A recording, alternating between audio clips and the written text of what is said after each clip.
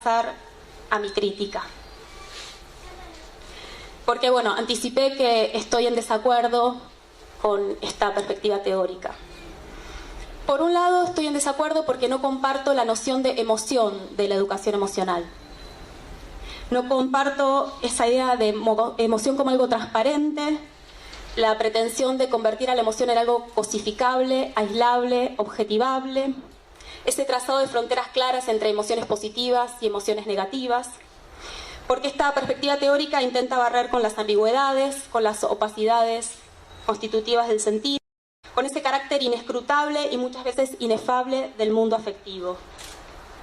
Y además, porque esta perspectiva teórica no quiere saber nada de la potencia de las emociones difíciles, feas, confusas, precarias, inesperadas. No quiere saber nada con la bronca, con la indignación, con la vergüenza, con el asco.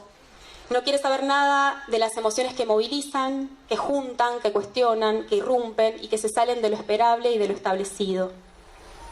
Creo que la mayor pelea contra la educación emocional es mostrar cómo las emociones están imbricadas con ideologías, con política, con jerarquías, con relaciones de poder, con el disenso, con la historia y con las condiciones materiales de existencia. Y para comprender una emoción antes que aislarla es preciso precisamente ponerla en relación con otras dimensiones de la vida.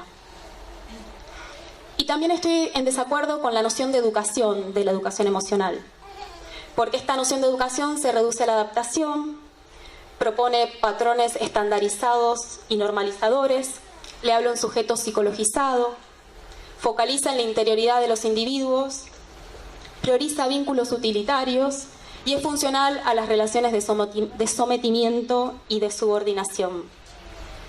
Y es una educación que no realza la importancia de la mediación de objetos culturales. Es una educación que no se piensa políticamente y se apura por borrar los conflictos. Creo que la educación emocional emocionaliza los problemas educativos. Y para decir o explicar qué entiendo por emocionalizar los problemas educativos, voy a dar un ejemplo. Hace poco estaba conversando con docentes y un profesor me contó una experiencia que, según él, daba cuenta de la necesidad de contar con herramientas para trabajar las emociones con sus estudiantes. Me decía que estaban en un taller de violencia de género, que una chica había contado su situación, su caso, y que se había puesto a llorar. Y él dijo, bueno, quienes estábamos ahí no sabíamos qué hacer con ese llanto. Mi pregunta en ese momento, y que la traigo también a este espacio, es si el problema de esa escena era el llanto. Si todos los llantos son iguales, si suceden por lo mismo, si significan lo mismo.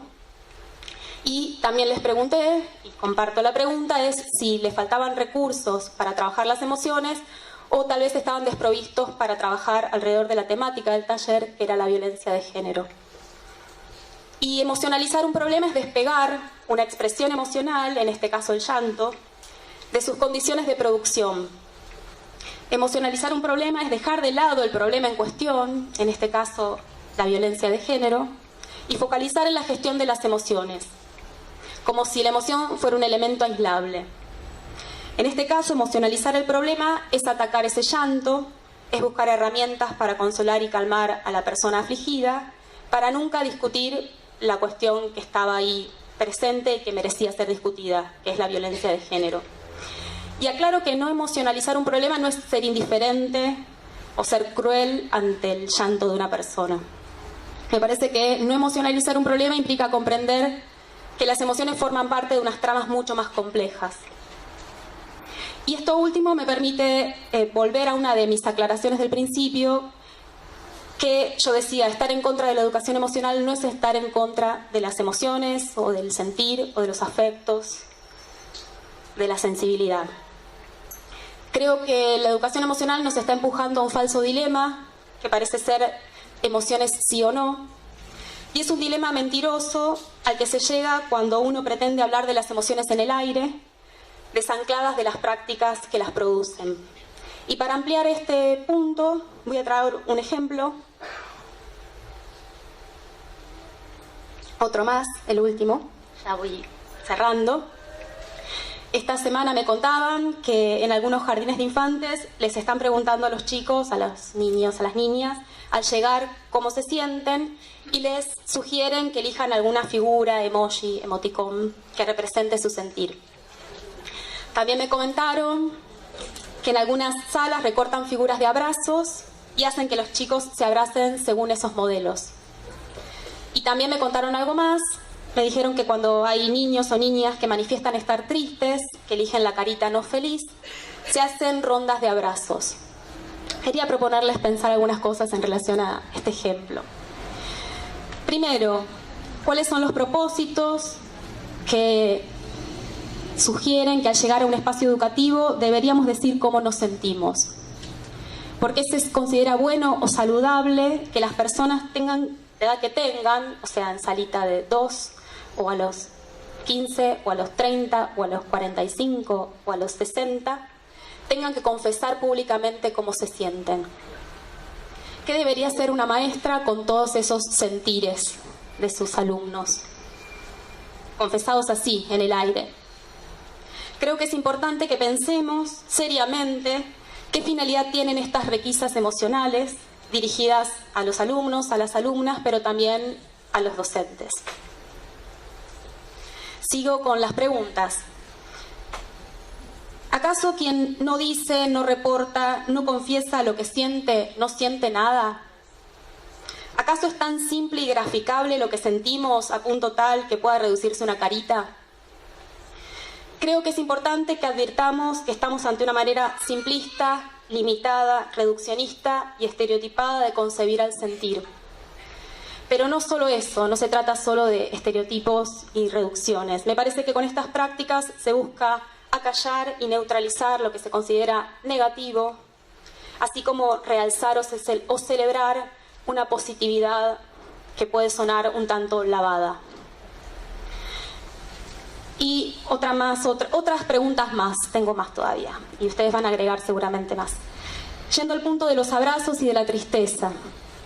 ¿Por qué la tristeza requeriría necesariamente de abrazos? ¿Por qué al alegre no habría que abrazarlo? ¿Por qué una persona triste querría que 20 personas la abracen? ¿Por qué suponemos que los abrazadores quieren abrazar? Este ejemplo muestra no solo una perspectiva reduccionista y simplista de concebir el sentir, apuntando a regular y homogeneizar las emociones, sino que propone una instrumentalización de las emociones. Te abrazo porque está bien, te abrazo para que te calmes, te abrazo cuando me dicen que te tengo que abrazar.